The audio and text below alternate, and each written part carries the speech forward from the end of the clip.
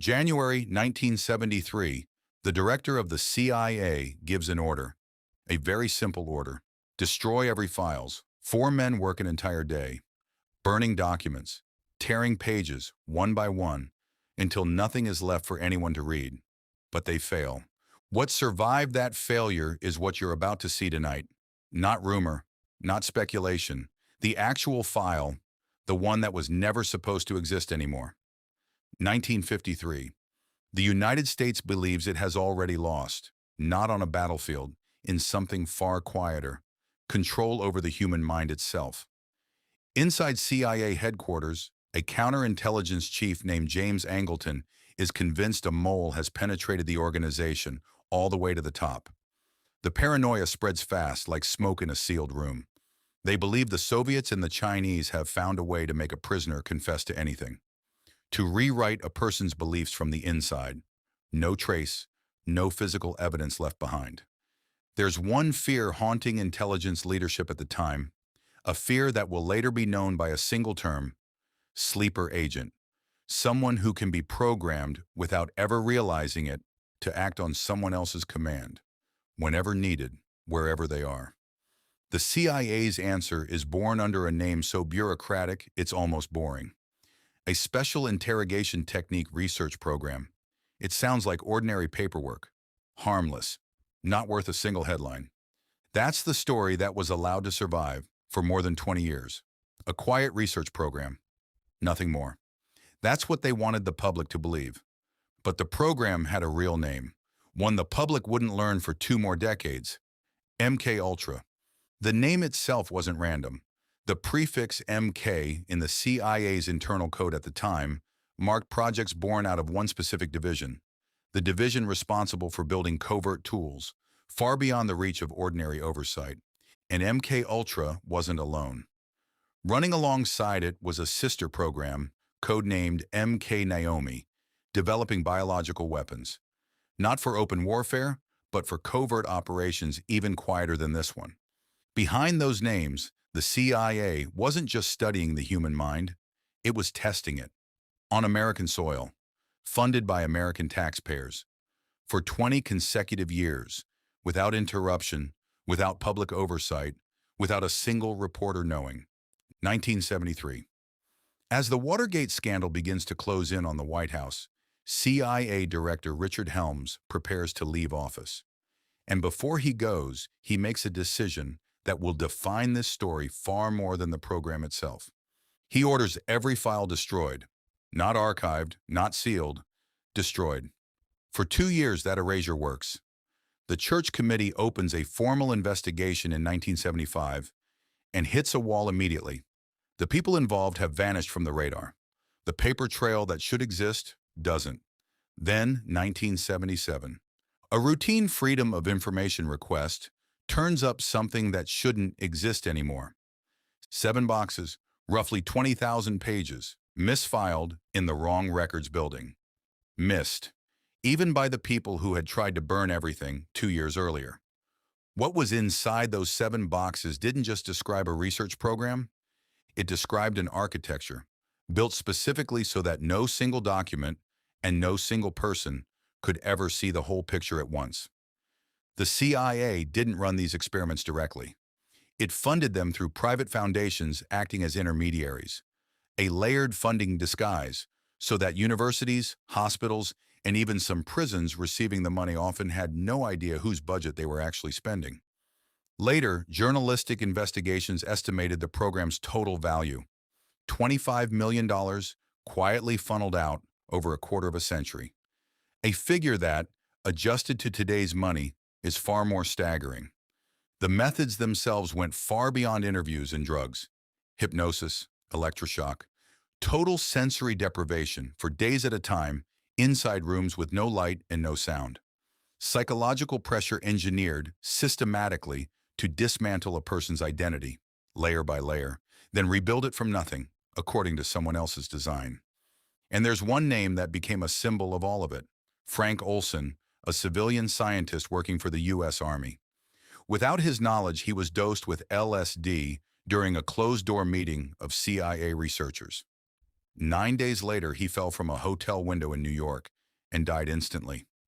For 22 years, his death was called an ordinary accident. It would be far longer before his family even learned there was LSD in his system that night. In 1994, his son had the body exhumed for a second autopsy. It gave no definitive answer, but the forensic team found a head injury they believed more likely occurred before the fall, not after. The case was officially reclassified from suicide to undetermined. And as of this video, that status has never changed.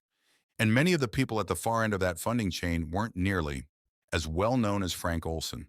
They weren't volunteers.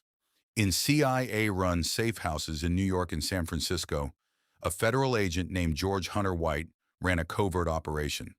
He lured unsuspecting civilians inside. Some of them pulled from society's most vulnerable margins, people unlikely to be believed if they ever spoke up. They were given LSD, without their knowledge, without their consent, then observed from behind one-way glass, like specimens in a tank. And this wasn't confined to hidden, shadowy rooms alone. The records that survived eventually confirmed the true scale of the program. At least 149 individually funded subprojects, spread across more than 80 institutions, prestigious universities, medical schools, government hospitals. 185 outside researchers were involved. Many of them, according to testimony that emerged later, had no idea their work was feeding a secret program run by the nation's intelligence agency. Ordinary civilians, prisoners, psychiatric patients, even war veterans who came home to get treatment, not to become test subjects. All of them, in one way or another, ended up on a list of subjects they never chose to be part of. And this is where the file stops being a story about one operation that spun out of control. It becomes something far harder to accept. None of this happened by accident. None of it ran without formal approval. This program was legally budgeted every year, renewed year after year for 2 full decades, signed off at the highest levels of American intelligence. This isn't a program that got away from anyone. It's a program that was allowed to run exactly as intended until it became a political liability that had to be erased. 4 years after Frank Olson's death could no longer be called a simple accident, the man who led this program sat before Congress. His name was Sidney Gottlieb. He was granted legal immunity to testify openly. But when asked about the most important details, his memory, according to investigators at the time, suddenly became very foggy. And to this day, not one of them was ever sent to prison. Not a single victim ever received formal compensation from the government for what happened to their body and their mind. And here's the detail that should disturb you far more than any experiment you've just heard. Those 20,000 pages didn't survive because someone deliberately chose to keep the truth alive. They survived because a records clerk, years earlier, accidentally filed them in the wrong building. The only reason we know any of this today is a purely administrative mistake, not the result of accountability, not the result of anyone's moral courage. And that raises a far heavier question. If 20,000 pages survived because of one small clerical error, how many hundreds of thousands of pages didn't? What version of this program exists only inside files that were burned to ash long ago? This is not a closed case. In the summer of 2026, for the first time in 49 years, the United States Congress reopened this file officially. A special task force held a hearing, demanding the CIA release everything that remains. Some members of Congress even publicly described what happened in this program as a violation of the foundational principles born from the Nuremberg trials, regarding the moral limits of experimentation on human beings. The agency eventually agreed to declassify a new batch of documents. A former CIA official even testified that dozens of boxes of records from this program nearly disappeared a second time in an internal dispute within the intelligence community before finally being secured by members of Congress. The investigation even reached across the Atlantic. There are indications a safe house in Germany was once used for similar experiments, and several lawmakers are now exploring cooperation with the German government to trace the possibility of unidentified victims buried there for decades. Some of what surfaced in that hearing was new, genuinely verifiable material, but some of it, claims about who else may have been connected to this dark program, remains exactly that, still, to this day. A claim, not yet fully supported by the documents themselves. We won't tell you that part is true. We also won't tell you the debate is settled. That gap of uncertainty right now in 2026 is still being fought over inside the halls of the U.S. Congress. There's one irony worth knowing before we close this file tonight. In 1977, before that same Congress, CIA representatives delivered an official conclusion that this 25-year program was, in the end, a total failure. Nearly 50 years later, the researchers who testified in 2026 believe something very different, that the 1977 conclusion itself may have been the final piece of the same illusion, a program built to conceal the truth, whose very closure might have been just another cover. This isn't only about the United States, it's about how any nation, in any era, decides what its people deserve to know, and what's safer left in the dark. The line between national security and avoiding embarrassment is often far thinner than we'd like to believe.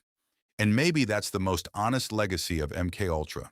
Not a single answer we can wrap up tonight and forget by tomorrow morning, but a reminder that a nation's truth often survives only because of one small mistake no one accounted for. 50 years after the first attempt to erase this file from the earth, we still don't really know how much of the truth we're actually looking at right now. The committee closed its investigation in 1977. Congress reopened it in 2026. Somewhere between what was destroyed forever and what was only just declassified in the past few weeks, there's a version of this story none of us have ever read. If you had to guess, right now, was 1973 the end of this program? Or just the point where it stopped leaving a paper trail for us to find? Write your answer in the comments below. We're building the next file from what we find there. Until then, we're closing this one, for now. But the light in the archive room, we're leaving on.